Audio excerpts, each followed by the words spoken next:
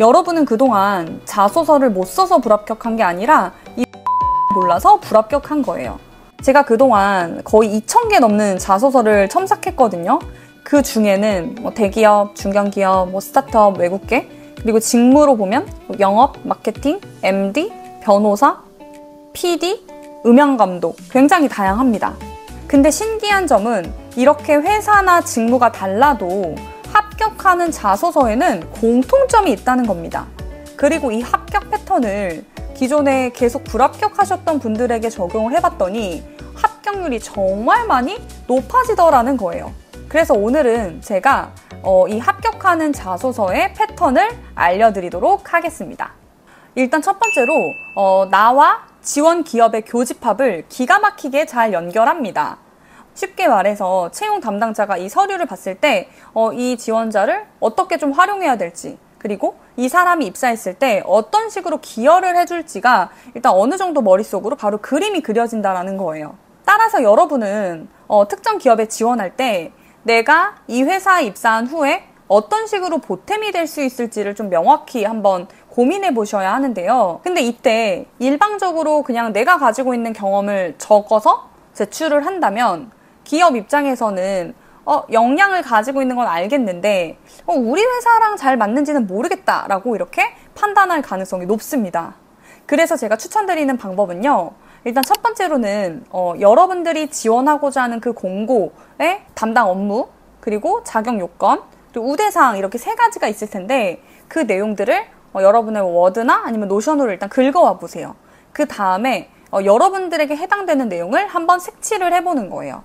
그러면 일단 1차적으로는 나와 기업의 교집합이 정리가 되는 겁니다. 근데 여기서 끝나면 사실 다른 지원자들도 다 할 수 있는 것들이기 때문에 조금 더 차별화를 두기 위해서는요. 일단 지금 현재 회사의 어떤 상황들을 좀 분석을 해주시는 거예요. 일단 이 기업이 속해 있는 산업군부터 좀 봐주시면 좋은데요. 지금 이 산업군이 어떤 좀 흐름을 가져가고 있는지, 굉장히 상승하고 있는 추세인지 아니면은 하락하고 있는 추세인지 등을 전반적으로 봐주시면서 지금 이 업계 상황을 고려했을 때 어떤 사람을 원할까를 좀 고민해 봐 주시는 것도 하나의 방법이에요.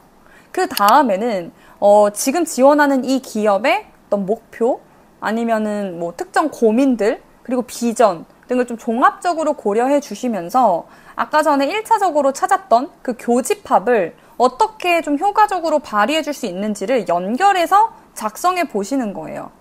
예를 들어서 내가 이전 회사에서 신사업 TF를 잠깐 맡았었던 경험이 있어요. 근데 지금 내가 지원하는 이 기업이 새로운 미래 먹거리를 좀 발굴해야 되는 그런 상황이라고 가정을 해보겠습니다. 나는 직전 회사에서 신사업 업무를 맡으면서 시장 조사부터 실제 운영 및 회고까지 전반적인 어떤 프로세스를 경험해 본 바 있다. 그래서 내가 입사를 했을 때도 너네 회사의 그런 고민을 잘 이해하고 정말 매출로 연결될 수 있는 그런 신사업을 발굴하기 위해서 한번 최선을 다해보겠다. 이런 식으로 정리를 해주셨을 때 기업 입장에서는 이 친구가 일단 우리 기업에서 현재 고민으로 하고 있는 바에 대해서 경험이 있네, 역량을 또 가지고 있네 라고 생각하기 때문에 그린라이트를 좀 받으실 수가 있는 거죠. 두 번째 공통점은요. 첫 줄부터 기가 막히게 잘 읽힙니다. 여러분 혹시 평가 담당자가 이 자소서를 평가하는데 1분도 채 걸리지 않는다는 얘기 한번 들어보셨나요? 사실 저만 하더라도 워낙 자소서를 많이 읽어봤기 때문에 한두 줄만 읽더라도 바로 이 자소서의 어떤 방향성이나 아니면 어떤 글쓰기 스타일을 캐치할 수 있거든요. 근데 불합격하는 자소서의 특징은 일단 첫 줄부터가 굉장히 두루뭉술하고 그리고 굉장히 장황합니다. 이런 경우에 채용 담당자들은 그 자소서를 바로 덮어버릴 수도 있겠죠. 따라서 기본적으로 여러분들이 자소서를 작성하실 때는 각 문항에 대한 키 메시지를 명확하게 제시하는 그런 연습을 해주셔야 하는데요. 이걸 가장 쉽게 연습할 수 있는 방법은요. 일단 각 항목이 이렇게 주어졌을 때 여러분들이 자소서에 딱 한 줄만 입력할 수 있다라고 한번 가정을 해보는 거예요. 그러면 여러분들이 구구절절 써내려갔던 그런 첫 줄이 아마 굉장히 명확하고 두괄식으로 정리되는 것을 경험하실 수 있게 될 거예요.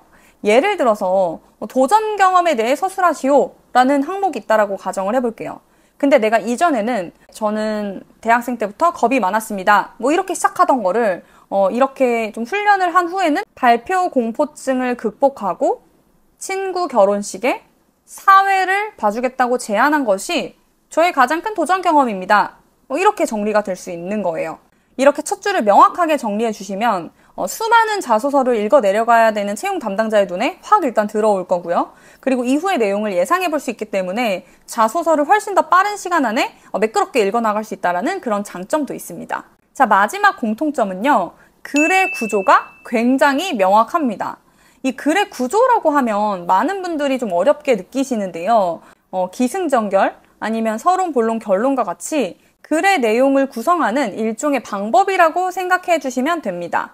그래서 자소서 작성 전에 여러분들이 내 글의 구조를 명확하게 정하고 시작을 하시면 훨씬 더 빠르게 그리고 일관된 방향성으로 글을 써내려 가실 수 있는데요. 저 같은 경우에는 그러면 도전 경험을 쓸 때 맨 첫 줄에 도전 경험에 대한 2갈씩을 쓰고 그 다음에 내가 생각하는 도전의 정의를 쓰고 그 다음에는 이 말하고자 하는 경험이 이 정의에 왜 들어맞는지를 한번 잠깐 언급을 해주고 그 다음에는 구체적인 도전 경험에 대해서 얘기를 해주는데 이때도 뭐 상황이나 배경 그리고 내가 했던 액션 이렇게 좀 나눠서 좀 정리를 해볼 수 있겠죠.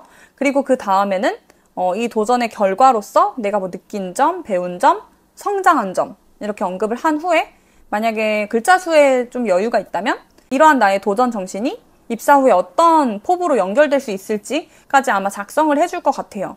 이렇게 미리 글의 스트럭처, 뼈대를 좀 잡아 놓으면 작성이 훨씬 빨라지고 또 일관된 방향성으로 쓸 수 있다는 그런 장점이 있습니다. 또한 평가자 입장에서도 이렇게 구조가 잘 짜여진 글은 읽으면서 훨씬 더 수월하게 이해를 할 수 있거든요.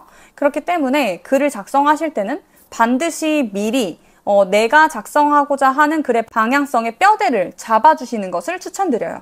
여러분, 오늘 제가 알려드린 이 3가지 패턴을 자소서 작성 시에 꼭 적용해 보셨으면 좋겠어요.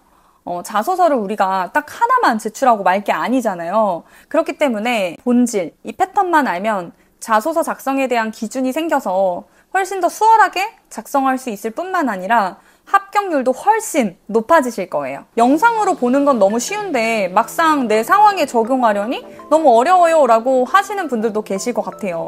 제 수강생 분들 중에는요, 차라리 이렇게 컨설팅 받고 시간을 아껴서 한 달이라도 빨리 취업한 게 좀 잘한 선택인 것 같다라고 말하시는 분들도 많이 계시거든요.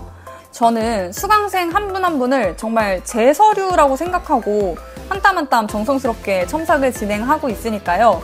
혹시 나는 자소서 합격률이 너무나 낮다, 그리고 방법을 도저히 모르겠다, 혹은 내가 진짜 가고 싶은 공고가 떴다라고 하시는 분들은 아래에 제가 고정 댓글로 남겨놓은 링크로 상담 문의 주시면 제가 친절히 상담해 드리도록 하겠습니다. 그럼 저는 다음 컨텐츠에서 더 유용한 취업 정보로 찾아오도록 할게요. 감사합니다.